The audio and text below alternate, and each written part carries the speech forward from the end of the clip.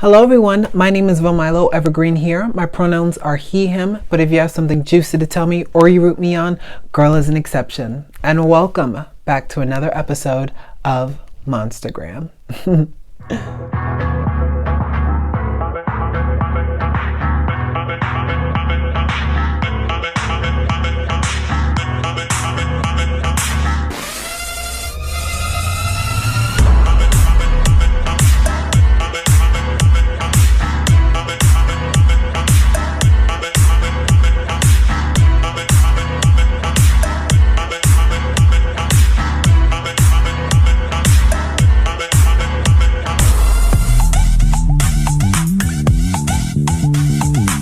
All right, let's start off with our hot topics with Lady Gaga finally addressing the Art Pop Act 2 petition and her thoughts and comments on this. So I'm going to read a little bit right here. So Gaga had tweeted saying, "I fell apart after I released this album. Thank you for celebrating something that once felt like destruction.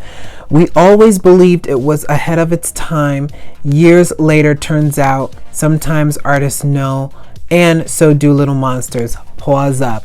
And then she also does a following tweet saying, "The petition to buy Art Pop on iTunes for Volume 2 has inspired such tremendous warmth in my heart. Making this album was like heart surgery. I was in desperate pain and poured my heart into electronic music that slammed harder than any drug I could find." Now, I love the fact that she acknowledged Art Pop. Like I said, Art Pop has been one of the most influential albums in my artistry. It made me want to wear different types of wigs and change up my look to make me feel what my insides felt, to match my insides to my outsides. So again, huge blessings to Art Pop in all of its tremendous glory.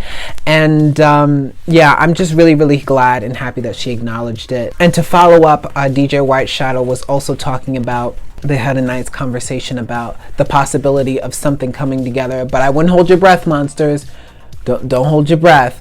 But you know, good things of course will come to a head of this, and you just got to give it time. You know, let the girl finish the movie and other projects and so on and so forth, and if she wants to come back, then she can. And it'd just be really exciting to hear what Art Pop Act 2 would sound like. And you know, overall with this whole experience of, you know, Art Pop and seeing, you know, all the old pictures and the outfits and going back into that time period of 2013 has been such a beautiful you know, awakening in my artistry. And I'm glad that Art Pop has finally went to #1 and that it's getting the recognition that it finally deserves. The beautiful thing as well is that when we set aside our differences in a fan base and come together and really make Art Pop to go #1, that was a really amazing thing to see. I hope we can keep that same energy and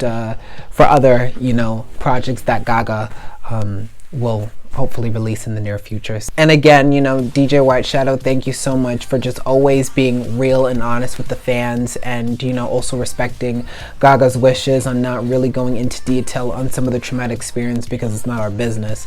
But you've always been a good friend to hers and a very supportive, you know, friend to us, the fans as well. And you have such a lighthearted spirit. So hopefully we'll get to hear Art Pop Act 2. But let me know what you think about the whole Art Pop Act 2 experience and everybody coming together and letting it be #1. I would really love to hear it. So let me know what your thoughts are in the comments.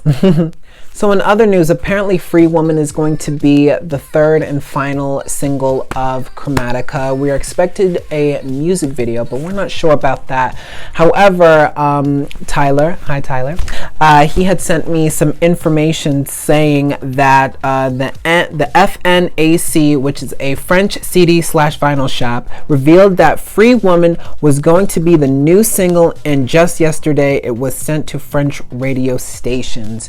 So it is talks to being a single. I don't mind it. I personally love Free Woman. I think, if not, that's one of my favorite songs off the album. I have so many favorites. It's just hard to choose. But however, though, usually I remember watching old Gaga interviews, and she was saying how sometimes record labels will release different singles to each country, and Gaga really doesn't prefer that because she really likes all the fans to be in one same, you know, era and enjoying the same experience when it comes to a single. So maybe that's the case where only the French radio will get to experience Free Woman. I don't know if it's going to cross over in the US, but you know, with technology and everything nowadays, you can't escape it. So, you know, maybe it's going to be the third and final single, but only time will tell. I'm really not holding my breath because the girl is obviously, she's what? She's filming a House of Gucci, and I don't want her to spread herself way too thin where she starts to get frazzled and frantic. And hell, maybe she already filmed the video prior before, you know, the whole lockdown and the Rona thing, because, you know, she had a lot of big things planned for Chromatica, but, you know, things happen and we just have to kind of roll with the punches per se. Let me know in the comments, what are your thoughts on this? You know, I'm so excited that Free Woman is going to be the next single, but overall, we'll only get to know when things start to happen. However, though, Free Woman does bleed into my next conversation, which of course is the new Lady Gaga commercial. Gaga partnered with the amazing Nick Knight. They make beautiful, beautiful, beautiful work together for a campaign that Gaga is now part of with a alcoholic beverage called Dom Perignon. Now, I don't know if I'm pronouncing that right. Like I said, a bitch is dyslexic. But we get to see the new commercial, which looks absolutely stunning. Nick Knight was saying how it was going to be a film, and knowing their work, they have done proper films, short films per se, that are like 10 minutes, 15 minutes, but this one was literally a minute and 12 seconds, which I don't mind, because apparently Gaga has said that what we saw was just a sneak peek on what Nick Knight and her have collaborated on. So there may be an extensive, longer version of the commercial. She is reportedly contracted to post at least 7 Dom Perignon pictures on her social media, and maybe the last post will be the full length situation, which is supposed to be connected to the Free Woman music video. See how I told you there was a connection? So we'll all know this by time when she posts everything. We're really not for sure certain, but like Gaga said, what we saw was just a sneak peek on, I assume, more footage. So if there's more footage, I cannot wait. The girl looks amazing. Her and Nick Knight make fabulous, fabulous art together, and I look forward to it. So it's a win-win for everyone, I guess. So diving into the next segment of today's show, I wanted to show y'all a special interview that Gaga did for Billboard. She was talking about being Woman of the Year, and I kind of just wanted to dissect a little bit about this specific interview and the things that she said in it that really has made an impact in my life, and hopefully maybe get you a different perspective of what she meant by it. So cue the video. Tony's taught me a lot of things. Elton's taught me a lot of things. I'm very lucky that when a lot of people turn their back on me, and when maybe some of the modern universe turned their back on me, that it was the classics that were there. They were there for me in friendship, they were there for me professionally, and they said to me, we see something special in you, and we've been there before, and we're gonna tell you how not to fuck this up. And you know, that is priceless. That's something I'll never forget. And in that way, I didn't feel as alienated from the, you know, modern pop cultural community, because I said, you know what, maybe this just is not my time right now. It's that this is a time for reflection to build up for the future. Elton and Tony have both told me their deepest life stories to help me with my own challenges. That is the greatest gift you can give someone, is sharing your pain. And also Mick Jagger. We sang Give Me Shelter together at one of his shows. He's an incredible artist. You know, I just spent a lot of time listening to Mary Clayton's version, really rehearsing and making sure that vocally I was, offering something to him. You never want to show up just as the pop star that, people like, that maybe is popular. Sorry, I don't mean to get emotional. I love that clip so much because, for me, I'm an artist. I am a pop performance artist that, I say my work is a mixture between if Lady Gaga and Prince had a baby, it would be me. And my purpose in life is to break stigmas, break boundaries, and bring people together. And one of the things that I took away from this interview in particular is that, you know, if you want to be an artist for the long haul, you always have to be in a space where you have to value the opinions on those that you respect. And I respect the classics. I really understood what she meant. And I think had she not taken the time that she needed after Art Pop to really hone in on her craft and to really let the classics guide her through a time where everybody portrayed her during the Art Pop era, I think we would have gotten a really different, more chaotic Gaga. If you're picking up what I'm putting down, meaning that she needed to take a step back and really reflect. If you really listen to her, what she's saying, she's talking about really taking a moment of reflection of, okay, I know who I am. Resonated with me on a deeper way, and I don't know where I would be had I met, you know, my mentors and all the 60s and 70s and all, you know, people in their 60s and 70s. I don't know where I would be if I had not had that mindset. And I'm really grateful. So let me know what you think in the comments on this section. I would love to hear your thoughts. And if everybody wants to turn their back on me and these fucking legends want to hone in on me and protect my craft and really make me be a better artist so I can have longevity in the future. It was almost like she took a mentor break and had a master class on singing jazz, a master class at singing with these amazing artists who've been around for so many years. And that is a timeless, amazing gift and a pleasure that you can experience being an artist, if you know what I mean. And like I said, the reason why I got so emotional is because I had life testing shit happen to me, and this is not about me, and I will make this brief, but I've had life testing things happen to my childhood, and I had to grow up really, really quickly. And when after this interview came out, I had built such a strong relationship with one of my mother's friends who are not blood related, but they grew up together, so there's like a sisterhood. But I call her my aunt. Shout out to Aunt Crystal. My Aunt Crystal and I have had beautiful conversations, and we exchanged generations, and that's kind of how I took this specific interview and what she said. I'm a fan, but more importantly, I feel like I'm more of a student per se. You know, I look at these interviews as my textbooks. So when I saw this, I really knew and understood what she was saying, and it kind of switched a lobe in my brain where, you know, all of us have a lot of things in common, but we have to set aside the ego and all of this unnecessary noise to come together.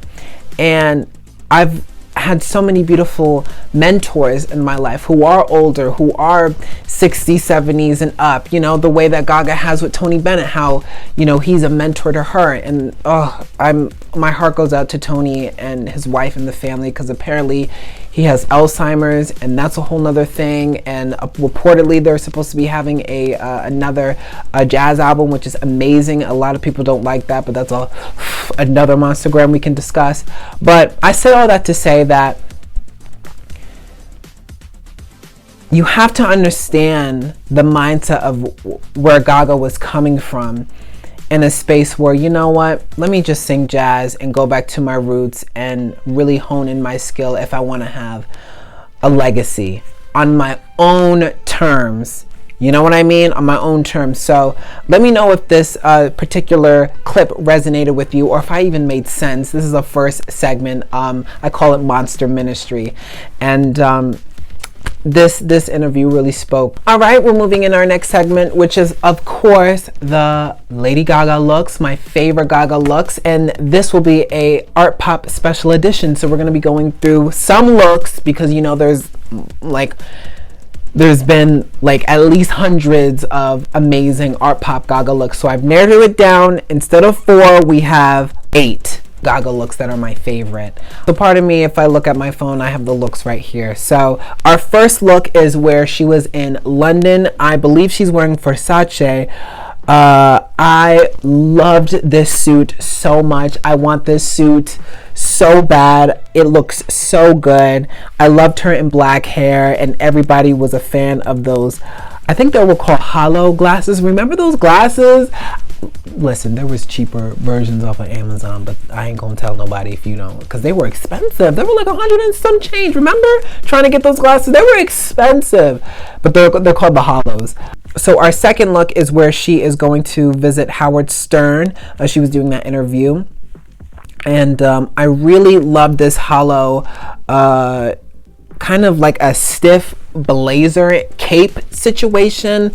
I love the shoes. I was obsessed with those 10-inch heels. I finally have them in my size, which is a size 12, and I have them over there in like 3 different colors because I'm obsessed. Back to Gaga. So yes, love this look. It's amazing, and I'm totally here for it. Okay, our third look is something that I finally am in the process of recreating. As you can see, I have the glove. I actually have a dress that is satin, but it's ruffled and it's not as, you know, flat and seamless as this one is, but I love this look so much. This was in the earlier stages of when Applause came out, obviously because of the makeup, but I loved this look. Those Alaya boots are my favorite boots ever in the art pop era, between the Alaya boots and the Pleasers, hand in hand. And yeah, very sexy, very slim, very amazing. Totally here for it. Now, our fourth Gaga look is the simple flannel. Let me tell you something about this look. Now, this is just a simple baseball cap and a flannel. When I tell you that I became so obsessed with flannels that I still collect flannels till this day. That's how I literally have a section of flannels. I had to get rid of a lot because, you know, they didn't serve me anymore creatively, but I have my flannel collection, and I'm obsessed with flannels because of this era. This look in particular, I live for. I always wear, you know, I only get XL or XXL flannels, and I'll wear my fishnets and my pleasers or a baseball cap or anything. I live for this look. So this is one of the most accessible looks that I definitely use. Okay, so this fifth look is hands down one of my favorite looks of the art pop era. I want this look so bad. This is probably one of the looks that I go back to all the time, and I just love it. It's very rock star, glam rock. It's very glam rock Aphrodite, which is something that I live for, and this is just a whole vibe. This is literally me, and I love this look. And of course, she ties it well with the Alaya boots, and love this look. Sixth look, which was, I believe, right after the iTunes festival. She's wearing a mechanical dress that actually shot out bubbles, which was really fucking cool.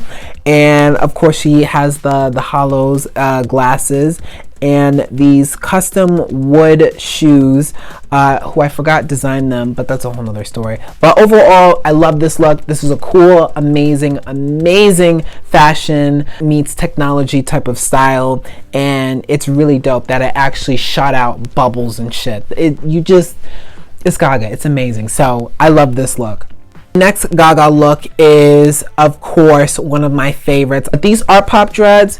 Let me tell you, once upon a time there was a boy named Vamilo, and he loved these art pop dreads so bad that he bought his first ever lace front wig, blonde of course, and did tons and tons of research on how to dreadlock hair, which, you know, of course it was a synthetic wig, and I had to back comb it with a dog brush and then twist it, and because it was synthetic, I was able to flatten the dread. I was able to seal the dreads with a straightener, and it kind of melted the plastic so the dreads would not fall out.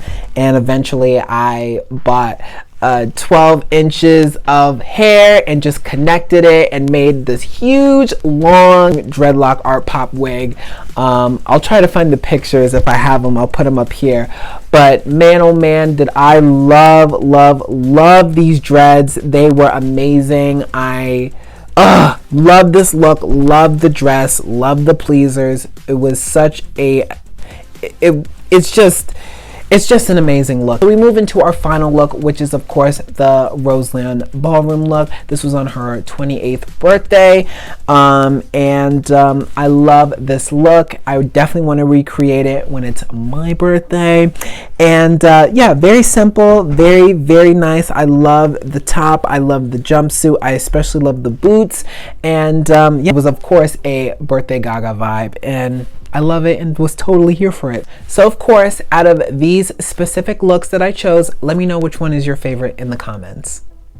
So our final segment for today's show, we are going to close out by viewing some amazing fan art by the Amazing Little Monsters. And I wanted to show you some for y'all to check them out. They are amazing. Okay, so I've narrowed it down to 3. All right. So our first artist is this lovely person. Their Instagram is JESPERISH. The reason why I spell this out is because, like I said, proud dyslexian. I'm not trying to disintegrate names, and if I can pronounce it, then I pronounce it, but if I can't, no hard feelings. I love this art. It is amazing. It is obviously, of course, inspired by Rain on Me because of the makeup. Very Chromatica-esque. The detail is absolutely stunning and pristine, and there's actually more close-ups of this specific post. So make sure to follow this artist. Their Instagram name is right up here on the upper left corner. And yeah, I love it. So amazing, so talented, and I'm here for it. Up next, we have another amazing Chromatica inspired art. Again, I love the pink hair. I love the emerald green eye. I love how they made their hair. I love how they made her hair very flowy, very amazing. If you want to check out this artist, their username is of course right here. I would definitely give them a follow because they have other amazing art on there. And yeah, love it, love it, love it. All right, and our final monster art, which is something that I love and I think it's my favorite, which is this one. I love the black and white. I love, love, love the detail of the hair. I love how they put the enigma wording over the eye. It's very, very grungy, very, very nice. And I just love the texture and the shadows of it. It is very cool, very nice. Again, detail is amazing. I love the long nails. It reminds me of a mixture between, the Fame perfume for some reason, and a mixture between Joanne because how messy the hair is, and the Enigma, which is very Chromatica. So overall, I love all of these artists. Make sure to follow this artist in particular, Rainin Art. I believe that's how you pronounce it. See, this is why I don't pronounce things. Don't judge me. This is a judge-free zone. Like I said, these artworks are extremely, extremely amazing. And yeah, make sure to show them all some love. All right, so that was it for today's show. Thank you so much for watching, and thank you so much to everybody who tuned into the first episode and left very sweet, kind messages in the comments. That really warmed my heart, and I'm forever grateful. And again, shout out to Tyler for believing in me, to resurrecting my Monstergram idea. If you want to know more about me, head over to my website, VomiloMusic.com. You can check out all my albums, my music videos, and all of that fun stuff. Thank you so much for watching. Please be safe, sanctified, and sanitary under these self-reflecting times. And of course, I will catch you all in the next Monstergram. All right. Mwah. Ciao for now.